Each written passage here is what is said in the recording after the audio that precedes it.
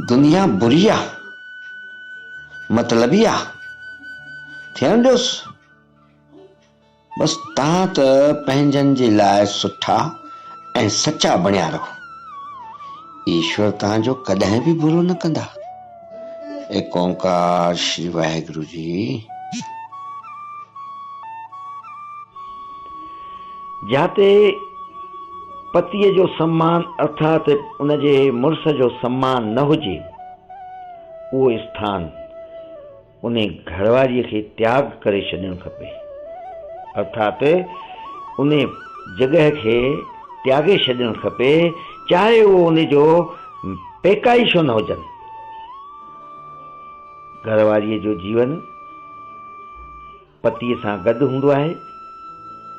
पत्नीअ जा अर्थात घरवारीअ जा सभु सुख उनजे ससुराल में ई हूंदा आहिनि।